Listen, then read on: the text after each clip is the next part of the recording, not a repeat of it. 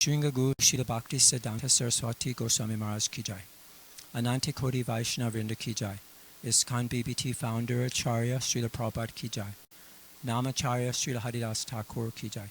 Premsa Kaho Shri Krishna Chaitanya Prabhu Nityananda Shri Advaita Gadadhar Srivasadi Gaur Bhaktavinda ki jai.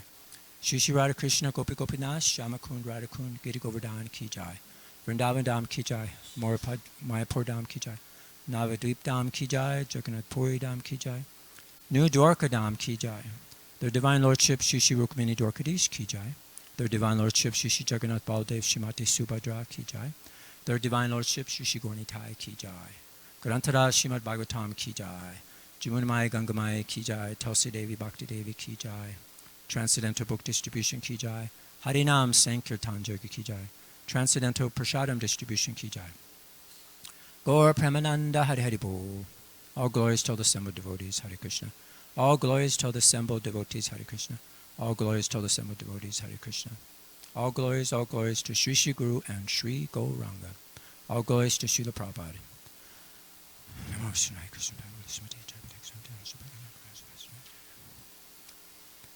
Om Namo Bhagavate Vasudevaya. Om Namo Bhagavate Vasudevaya. Om Namo Bhagavate Vasudevaya.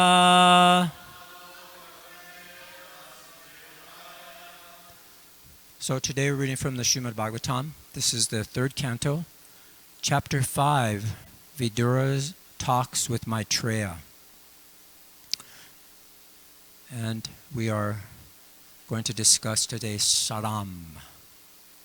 Anybody knows what that means? Saram. Saram. It's the essence. So we're going to discuss the essence.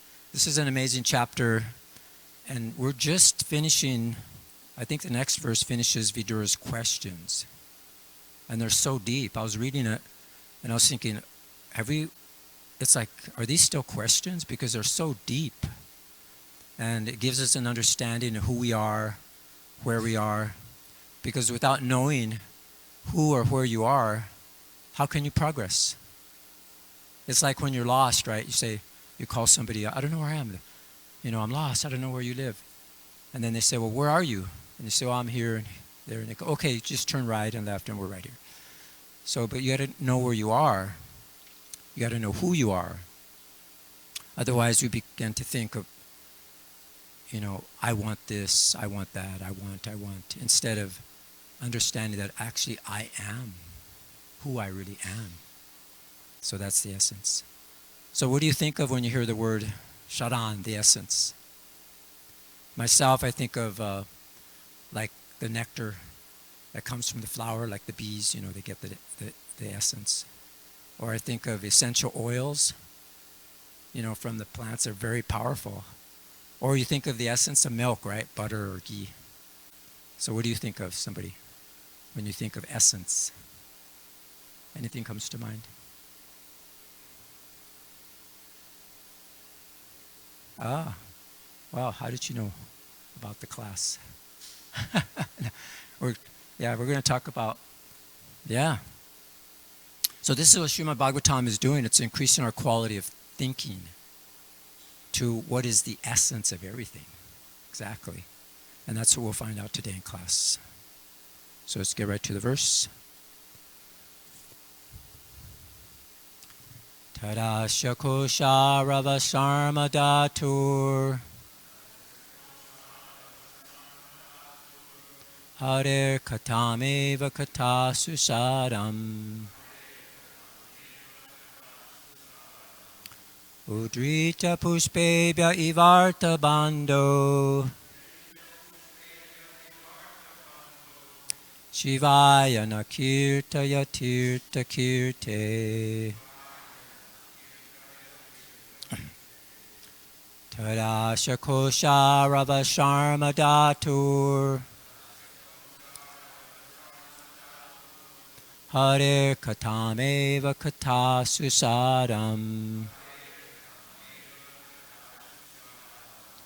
Udrita pushpebhya ivarta bando Shivaya nakirtaya tirta kirte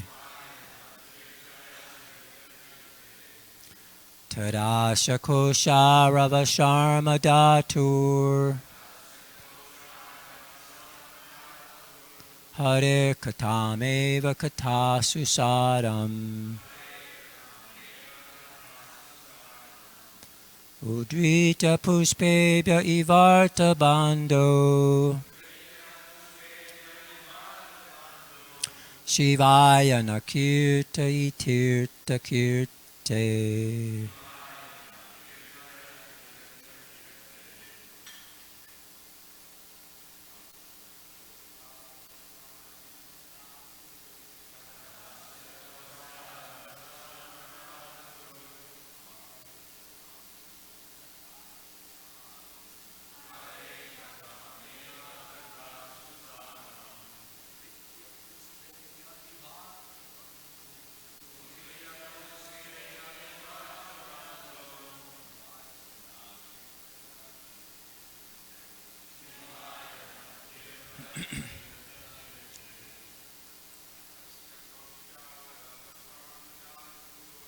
Tadasha kosha rava sharma datur Hare katameva katasa sadam Udrita pushpebhya ivarta bando Shivaya nakirtaya tirta kirte Tadasha kosha rava sharma datur Hare katameva katasu sadam Udrita pushpebhya ivarta bando Shivaya nakirtaya tirta kirte Tadasha kosha rava sharma datur Hare katameva katasya sadam Udrita pushpebhya ivarta bando Shivaya nakirtaya tirta kirte Vaishnavis Tadasha kosha rava sharma datur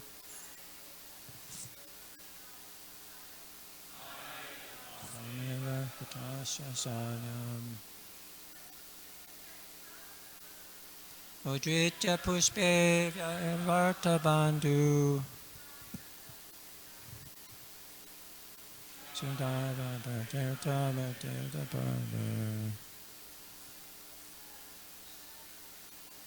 Tadasha kosha rava sharma datur Hare katameva katasya sadam Udrita raseta ivarta bandhu Shivaya nakirtaya tirta kirte Tadasha kosha sharma datur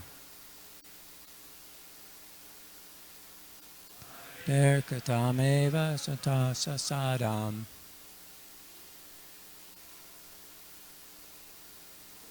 That's the Randu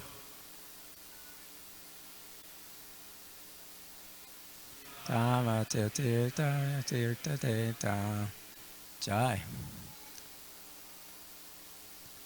Dasama sama sama bandhu Hare katameva katasu sadam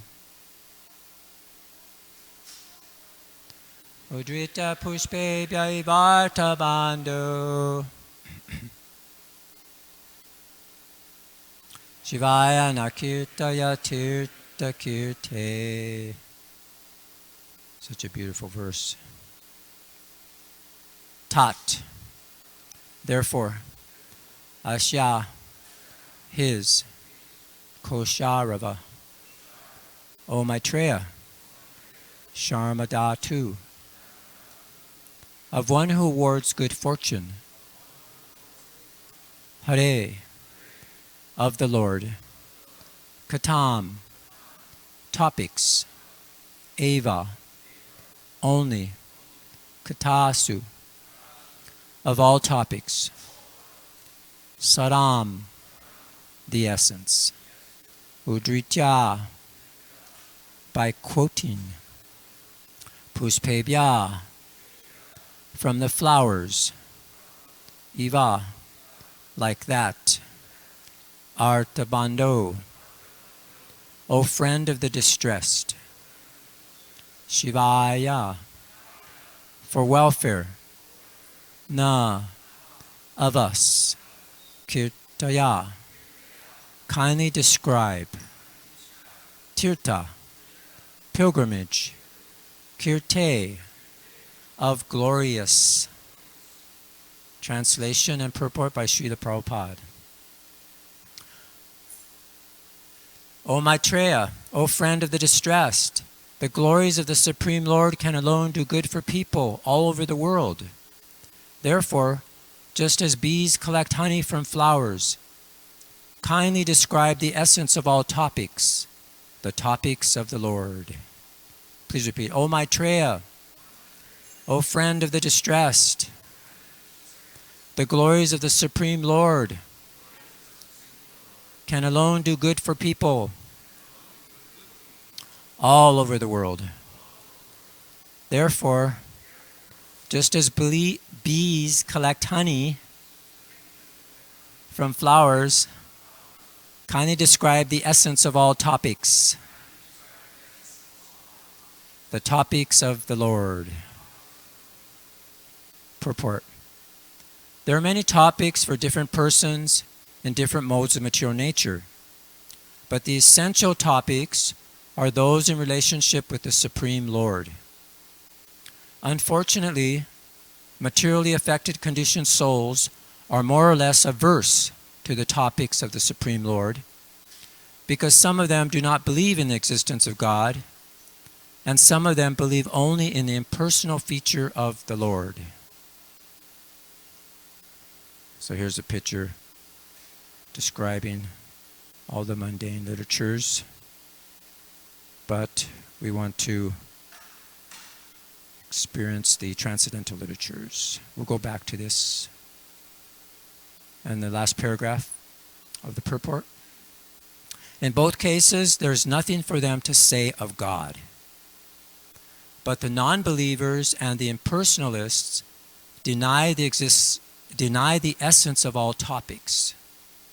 Therefore, they engage in topics of relativity in various ways, either in sense gratification or in mental speculation.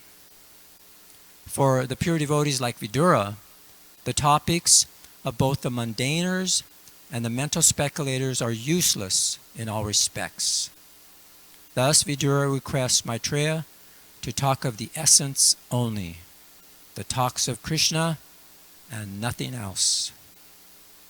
Om Jnana Timiranda Gyananjana Salakaya Chakshushrime Tamina Tasmai Shri Gurave Namaha. Sri Chaitanya Manobhistam Stapitamini Bhutale Swaramupakadamayam Tadati Swapatantikam. Jai Shri Krishna Chaitanya Prabhu Nityananda Shri Advaita Gadadhar Shivasari Gaur Bhaktavinda. Hare Krishna Krishna Krishna Hare Hare. Hare Rama Rama Rama Hare Hare. Vanchakopa Tribhishcha Kripasindu Vachapititam Pavanibhyo Vaishnavebhyo Namo Namaha. So the translation again. O Maitreya, O friend of the distressed, the glories of the Supreme Lord can alone do good for people all over the world.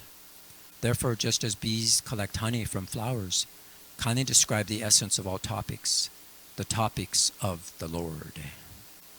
So in the purport there, Srila Prabhupada talks about how there's many different topics of persons in different modes of material nature. But the essential topics are those in relationship with the Supreme Personality of Godhead. So here's a nice image showing that there's so many Vedic, so many mundane literatures out there. And you can see the trash can there with the crows on it, and that's what they're compared to. But there's a nice verse from the Srimad Bhagavatam. This is from 2.3.17, and it says, "Both by rising and by setting, the sun decreases the duration of life of everyone, except one who utilizes the time by discussing topics of the all-good personality of Godhead."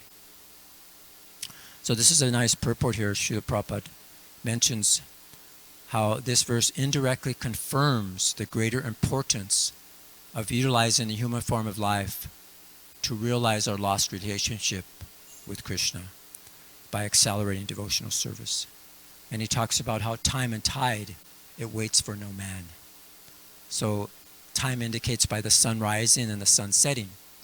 And it's uselessly wasted if we don't properly utilize it in realizing our spiritual values, like understanding who we are or where we are, what is our purpose, these things, what is the essence of life. So this human life is simply awarded to us so that we can realize our spiritual identity and our permanent source of happiness.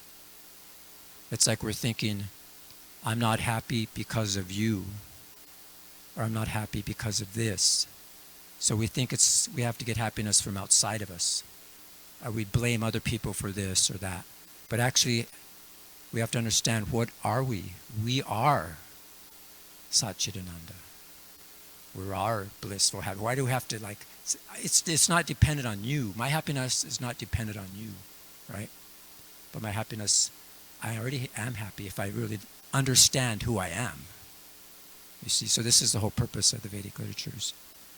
So when we come in contact with any of these energies of Krishna, his name, his form, his qualities, his pastimes, all these things, then that's the proper channel to open the door to become perfect. So this next slide here is part of the same painting. This is interesting. I picked out this particular image, just cut this out, because thanks to Gaudacandra Prabhu, our property manager, he created a reading and japa area just on the other side of Tulsi Devi, behind the Life Membership House. So there's a sign there it says reading and japa area only. So just to give us the impetus to not forget Krishna. So there's a nice verse. It says, Krishna Buli se jiva ananda ba hir mukha. That forgetting Krishna, the living entity has been attracted by the external feature from time immemorial. Therefore, the illusory energy, Maya, gives him all kinds of misery in his material existence. So just that one example, I think it's because of you that I'm suffering. Because of you. But it's not. It's Maya, actually. This is external energy, and it's causing misery because of that. And this is a interesting purport. Srila Prabhupada says that when the living entity forgets his constitutional position as an eternal servant of Krishna, he is immediately trapped by the illusory energy. The living entity is originally part and parcel of Krishna and is therefore the superior energy of Krishna. He's endowed with inconceivable, minute energy that works inconceivably within the body. However, the living entity, forgetting his position, forgets who he is situated in the material energy. The living entity is called the marginal energy because he could go back and forth from spiritual to material. So he goes back and forth. So being that marginal position, he's sometimes attracted by the external illusory energy, and this is the beginning of his material life. When he enters the material energy, he is subjected to the threefold time measurements, past, present, and future. But that doesn't exist in the spiritual world. So, the living entity is eternal, and he existed before the creation of this material world. Unfortunately, he has forgotten his relationship with Krishna. The living entity's forgetfulness is described herein as anadi, which indicated that it could be from time immemorial. And one should understand that due to his desire to enjoy himself in competition with Krishna, the living entity comes into material existence. So not only know who we are and where we are, but why we are here. So it's described. So in the next purport, Srila Prabhupada talks about the non-believers. And here we see this image. He says the non-believers, the impersonalists, they deny the topics of Krishna, and they engage in topics of relativity in various ways. So they're trying to understand this material energy. And it's all sense gratification and material speculation. But for devotees like Vidura, the topics both of the mundaners and the mental speculators are useless, according to Vidura, in all respects. So thus Vidura requested Maitreya just to talk about the essence only, the talks of Krishna and nothing else. And as Sachinor was saying, we have to understand this is from the first canto, 11th chapter, text 26 in the purport. Srila Prabhupada says, the essence of everything is the Supreme Lord. He is called Sharam. And those who sing and talk about him are called the Sarangas, or the pure devotees. The pure devotees are always hankering after the lotus feet of the Lord. The lotus has a kind of honey which is transcendently relished by the devotees. They are like the bees who are always after the honey. And then Prabhupada quotes a wonderful prayer by Rupa Goswami. And he says, this is what he says. O my Lord Krishna, I beg to offer my prayers unto you. My mind is like the bee, and it is after some honey. Kindly therefore give my bee mind a place at your lotus feet, which are all the resources for all transcendental honey. I know that even big demigods like Brahma do not see the rays of the nails of your lotus feet, even though they are engaged in deep meditation for years together. Still, O infallible one, my ambition is such, for you are very merciful to your surrendered devotees. O Madhava, I know also that I have no genuine devotion for the service of your lotus feet, but because of your lordship is inconceivably powerful, you can do what is impossible to be done. Your lotus feet can deride even the nectar of the heavenly kingdom, and therefore I am very much attracted by them.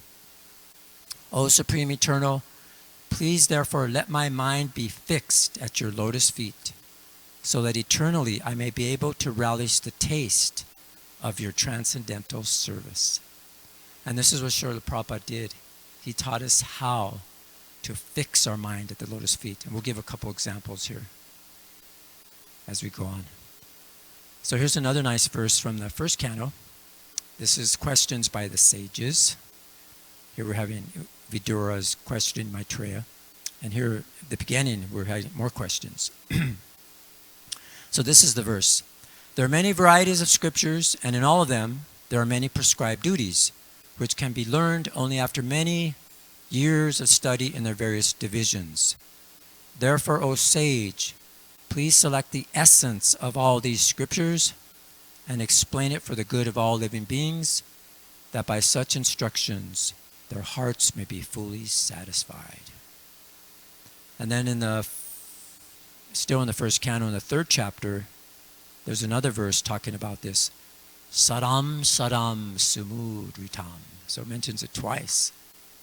This is a translation.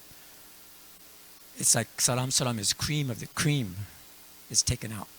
So Sri Vyasadeva delivered it to his son, who is the most respected among the self-realized, after extracting the cream of all Vedic literatures and histories of the universe. Just see, of the universe, all of this. And in the purport, Srila Prabhupada says there that this Srimad Bhagavatam is compared to the cream of the milk. Vedic literature is like the milk ocean of knowledge. Cream or butter is the most palatable essence of milk, and so also is Srimad Bhagavatam, for it contains all palatable, instructive, and authentic versions of different activities of the Lord and his devotees. So Prabhupada warns that we have to be careful that this milk is not touched by the mouth of a snake. And what is that? That these are the people that try to misinterpret or bring their own meanings into these transcendental literatures. Otherwise, that same Bhagavatam will be the cause of our spiritual death, of whoever hears it. So Prabhupada says, Srimad Bhagavatam is Lord Krishna himself in the form of recorded knowledge. Therefore, it is the cream of all the Vedas, and it contains all historical facts of all times in relation with Sri Krishna. It is factually the essence of all histories. And then there's another nice verse from the second canto, and talks about this saram, which is an interesting translation. It's the same word. But it says, Tad asma saram hridayam batedam. That here he calls this asma saram as still framed. And it says, certainly that heart is still framed, which in spite of one's chanting the holy name of the Lord with concentration, does not change when ecstasy takes place. Tears fill the eyes and hairs stand on end. So it's an interesting word how saram is the cream, but if we're not really serious, and we don't see any changes with this cream, then our heart is still framed. And in the purport there, Srila Prabhupada says, the whole process of spiritual culture is aimed at changing the heart of the living being in the matter of his eternal relation with the Supreme Lord as subordinate servant, which is his eternal constitutional position. So with the progress of devotional service, the reaction of change in the heart is exhibited by gradual detachment from the sense of material enjoyment, by a false sense of lording it over the material world, and an increase in the attitude of rendering service to the Lord, rendering living service. So we have to gradually give that up and engage in service. So there's another section there I'd like to just point out.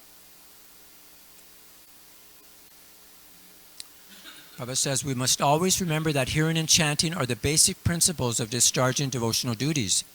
If they are properly performed, there will follow reactional ecstasy with signs of tears in the eyes and standing of the hairs on the body. These are the natural consequences and are preliminary symptoms of the bhava stage, which occurs before one reaches the perfectional stage of prema, love of Godhead. So how do we tell if our heart is still framed? If we don't have these symptoms. So not only we can actually tell where we're at. So Prabhupada says the whole process can be summarized as follows. The advanced devotee who chants the holy name of the Lord in a perfectly offenseless manner and is friendly to everyone can actually relish the transcendental taste of glorifying the Lord. And the result of such realization is reflected in the cessation of all material desires. The neophytes, due to their being in the lower stage of devotional service, are invariably envious, so much so that they invent their own ways and means of devotional regulations without following the acharyas. Prabhupada ends that nice purport by saying, a complete progressive march on the return path home, back to Godhead, will depend on the instructions of the revealed scriptures directed by a realized devotee. So just see the importance of the devotees and our association of how we're guided. This same verse is in the Chaitanya Charitamrita. And in that purport, Prabhupada says, the change must be manifested in terms of one's real activities. So we get into the essence, the reality of everything. And here's one of the examples of utilizing our time for Krishna. I was talking with the Gaudacandra Prabhu yesterday, or the day before. And he was telling me, he's from Vrindavan, so he was telling me about this. We're discussing something, and he reminded him, have you heard of the Lala Babu of Vrindavan? He started this temple. This is the temple. It's called the Lala Babu Temple. It has Sri Sri Radha Krishna Chandra. So he was born in 1775. He was around 40 years when he came to Vrindavan and established these deities of Sri Sri Radhakrishna Chandra and Lalita Devi. It established that in 1810. So what happened is this Lala Baba was a very wealthy landlord and banker, I think, also. And he used to go for walks, a little distance from his mansion, and he'd go along the side of the river. And once when he was walking, he heard a boatman remark, "Oh brother, the day is over, go across." So hearing the boatman's words, he became immersed in contemplation. It's like, So then he crossed the river by boat and he returned home. And the next day, during his walk, he heard a voice of a washerman addressing his wife. And he said, "The day's over, go and burn the vasana." So washermen burn banana plants. It's called vasana. So, because it's a kind of alkaline for washing clothes, they use that. So in Bengali, the bark of the banana plant is called vasana. But also vasana means desire or passion. So Lala Babu took this remark to mean, the day is over. The days of your life are over. Quickly burn your lusty desires. So he had that realization. So it made a deep impression on him, and then that's when he abandoned his grandiose life, and he just, even his family, and he came to Vrindavan, and he began performing bhajan there. And that's where he started this temple. So just see the realization. My life is wasted. I have everything in the mature world. I'm so wealthy, but my life is, he had that realization. It was amazing. So Prabhupada quoted in a lecture here in Vrindavan that he gave on the Nectar Devotion. He said, "My Guru Maharaj used to say that don't waste time. Don't wait for another life. In this life, finish this business to understand Krishna and go back home, back to Godhead. That is required." And there's a lecture he gave in Los Angeles, which is very nice. He says here, "Don't waste a single moment. This should be your life policy." And he quotes a verse from the Madhya Lila. Rupa Goswami advises, an advanced devotee should always look whether my time is wasted. Avyarta kalatvam. Varta means useless. So that should be one of the main target of devotees, that whether I'm wasting my time. Don't waste your time. Always pour in the activities of Lord Krishna. Always, 24 hours. Kirtaniya Sada Hari. Chaitanya Mahaprabhu says, Sada, which means always 24 hours. Otherwise, it is the snake hole. Similarly, Jivasati Dadurvikeva Sutta. So Dadurikeva means a frog's tongue. Ka, ka, ka, ka, ka, ka. No, Dadurikeva Sutta na. So he quotes, this should be our motto of life, the glorious activities of Krishna. So here's another example. The other day I met another devotee. She's from Villa Varshana, Spain, in Malaga. She's a god sister, my wife. Hemagori is her name. And she's the temple president's wife there. And we're talking, I was taking her to the airport, and she was mentioning how is it being the president's wife? Are you engaged fully? And she goes, yeah, really engaged. She goes, it's so much that, you're thinking of Krishna all day when you're in the temple, right? You're doing your services. And then when we go home, what are we doing? We're always talking about the temple. We're talking about the devotees of the temple, like that. So you could just see what it would be like to be like a temple president, right? Savas is probably home always thinking about Krishna and devotions to Krishna. So Prabhupada says here, the Krishna consciousness movement is especially meant for training the mind to be always engaged in Krishna's business. The mind contains hundreds and thousands of impressions, not only of this life, but also of many, many lives of the past. These impressions sometimes come in contact with one another and produce contradictory pictures. In this way, the mind's function can become dangerous for a conditioned soul. So just see, each one of us have all these impressions, these samskars from previous lives, and then we're bumping into each other, and we're thinking, it's because of you, samskars, you're affecting me, so then we're creating more samskars, and it just becomes a planet of miseries. So here's the sages. again from the first canto. They're saying, "Oh, Sutta Goswami, we're eager to learn about the personality of Godhead. Please explain to us those teachings imparted by the previous masters, for it's uplifting both for the speaker and the hearer." And they're mentioning how living beings who are entangled in the complicated meshes of birth and death can be freed immediately by even unconsciously chanting the holy name of Krishna, which is feared by fear personified. Because Krishna's name is so powerful, there's no difference between Krishna and his name. So he can help us in time of danger.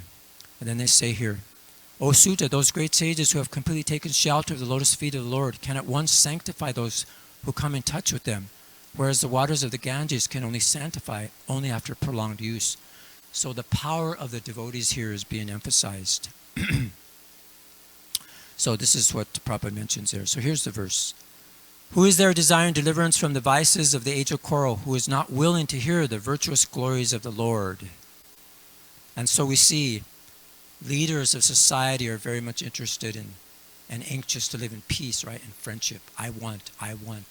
It's like, right, we want something to make us happy instead of I am. So this is the leaders. They completely don't know. They deny the existence of God. But they don't know how simple it is that just come and glorify Krishna, the essence. So here's that verse. "Let me offer my respectful obeisances unto him, Sukha, the spiritual master of all the sages, the son of Vyasadeva, who out of his great compassion for those gross materialists who struggle to cross over the darkest region of material existence, spoke this most confidential supplement to the cream of Vedic knowledge after having personally assimilated it by experience." So Prabhupada says in the purport that this prayer pretty much summarizes the complete introduction to the Srimad Bhagavatam. So it's a cream. So this is what... So Prabhupada said there's no point in arguing that a materialistic man can be happy. There's no materialistic creature, he says, all the way from Brahma to the insignificant ant, they cannot be happy. Everyone's trying to make a permanent plan for happiness, but they're baffled by the laws of material nature. And Prabhupada says that they're so foolish that they don't even think of getting out of it. To see where the level, the quality of their thoughts are. They don't even think about it. They don't even want to. So they're like that. So that's compared, Prabhupada says, to the camel who relishes thorny twigs because he likes the taste of the twigs mixed with blood. Because his tongue is being cut by those thorns. So similarly, he says, the materialist, his own blood is as sweet as honey. And although he's always harassed by his own material creations, he does not wish to escape. Such materialists are called karmis. So just see, these material creations are like thorns you're chewing. And all you're doing is bleeding.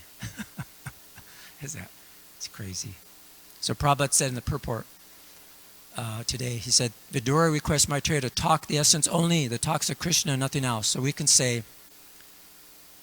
that, thus Srila Prabhupada requested us to talk of the essence only, the talks of Krishna and nothing else. So that's famous. Prabhupada says, don't talk nonsense. Don't waste time. If you've got time, chant Hare Krishna, but don't talk nonsense. So this is it. Prabhupada mentions there how we have to be friendly, actually, in the same section there, that we should be sympathetic and friendly. As Krishna says, we should be Suridam Sarvabhutanam. If we're Krishna's representative, how can we be enemy of anyone else? I must be friendly. Friendly, poetic, and expert. Silent worker. So these are the qualifications of a devotee. So this is Prabhupada. Don't talk nonsense. And I'll just end with this. In the Civilization of Transcendence, there's a chapter called Progressing Beyond Progress, talking about material progression. So Pushta Krishna is asking Prabhupada, he says, they're having like a debate, conversation. Yes, the usual charge is that this Vedic system of civilization is fatalistic, and that as a result, people are not making as much material progress as they otherwise would. So Prabhupada says, no, the Vedic system is not fatalistic. It is fatalistic only in the sense that one's material destiny cannot be changed. But your spiritual life is in your hands. So see, my misery, my advancement is not dependent on you, it's in your hands. It's like I'm suffering because of me. It's like, so we have to come to that realization. The whole Vedic civilization is based on the understanding that destiny allows only a certain amount of material happiness in this world, and that our efforts should therefore be directed towards self-realization. Nobody is enjoying uninterrupted material happiness. That is not possible. A certain amount of material happiness and a certain amount of material distress. These both must be present always. So just as you cannot check your distressing condition of life, similarly you cannot check your happy condition of life. It will come automatically. Therefore, don't waste your time with these things. Better you utilize your energy for advancing in Krishna consciousness. So Pushta Krishna says, so then, Srila Prabhupada, would it be accurate after all to say that people who have this Vedic conception would not try for progress? Srila Prabhupada says, no. Progress, first you must understand what is actual progress. The thing is that if you don't try to progress, that is, if you try to progress vainly, what is the use of trying? It is a fact you cannot change your material destiny. Why should you try for that? Rather, whatever energy you have, utilize it for understanding Krishna consciousness. That is real progress. Make your spiritual understanding, your understanding of God and self, perfectly clear. See? So Prabhupada used example. For instance, in our International Society for Krishna Consciousness, our main business is how to make advancement in Krishna consciousness. We're not enthusiastic about opening big factories with big money-earning machines.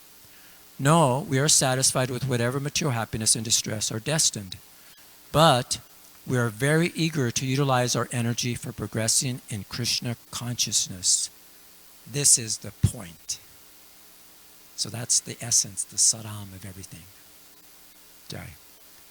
So thank you very much for your kind attention. I'd like to open it for any comments, questions, realizations. Yeah, so many hands came up at once. I'm not sure who. Let's go with Archita first. Nice class, Prabhu. I just want to point out, and it's not to minimize the importance of Prabhupada's disciples, but we must always remember that Prabhupada translated and commentated only up to 10:13. You read something from 11th canto, and he said, Prabhupada said in his purport. Oh, okay. It's not Prabhupada's purport. It's purport of his disciples. That doesn't mean that they should be minimized in any way, but we should, just for clarity, especially with new people, they don't know. They see the Bhagavatam and they think the entire Bhagavatam is Prabhupada, but it's not. He stopped at 10:13. That's where he left this world. So everything from 10:14 to the end of the 12th canto, commentary is from Prabhupada's disciples. Doesn't mean it's not accurate, but we should just know for accuracy, we should know. Thank you for that reminder. Appreciate it. Brigupati's hand went up.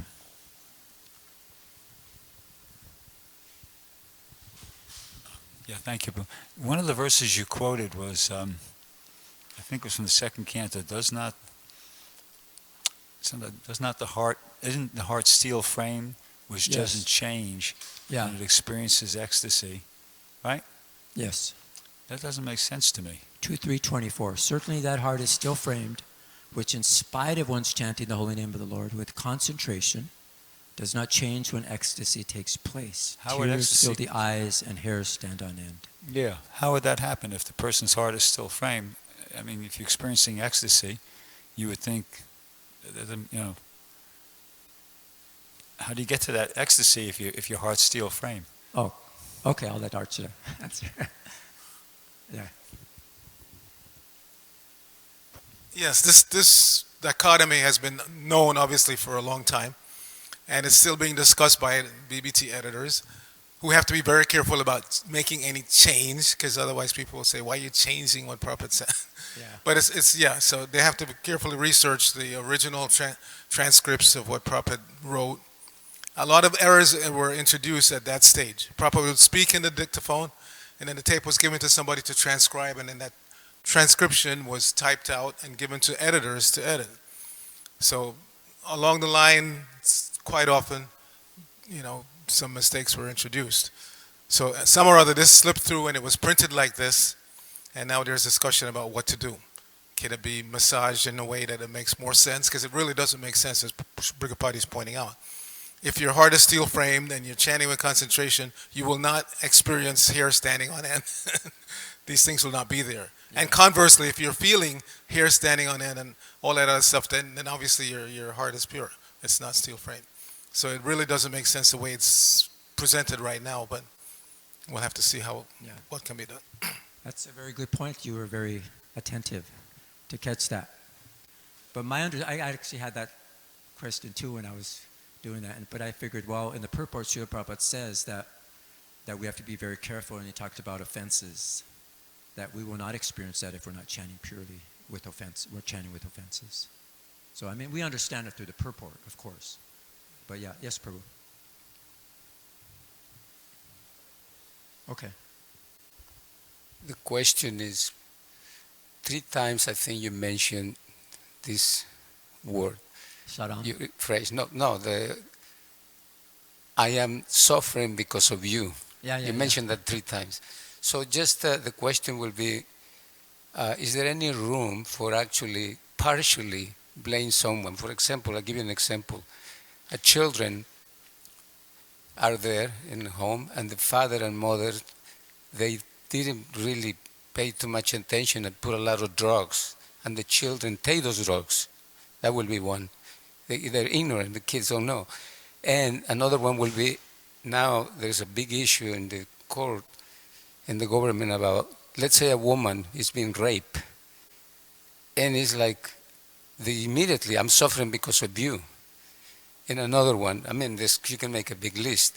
Yeah, the industry, all this is exploiting everything, and the food is being poisoned, pesticides, and then like you're obliged to eat that because of different reasons. Yeah. In a sense, you don't have to, but you can make your choices. But still, so no, that's a government leaders. Okay, that's can a very you explain? important point. Yeah, I'm glad you brought that up. Obviously, as I mentioned, we all have our samskars, and we affect each other, and we create pain for each other. So we are affected. But the sense is that, do we carry that with us forever in our mind? It's like, I'm reliving that in my mind, what happened to me because of you. But I have the power to change it. I have the power to forgive. I have the power to bring my thoughts, my thinking to a higher level. Have compassion. You could do these things so that you get purified from that. And this is what the Bhagavatam is like, Cheto Darpanam Marjanam. We're actually getting rid of the dust on this mirror so we can see clearly. But if we just focus on that, that's the point. You don't want to just focus on that. You have the power to change it. Yeah, we tolerate. So, very good point. Thank you. Well, thank you again for your kind attention. I'll go to Srimad Bhagavatam, I'll go to Srila Prabhupada.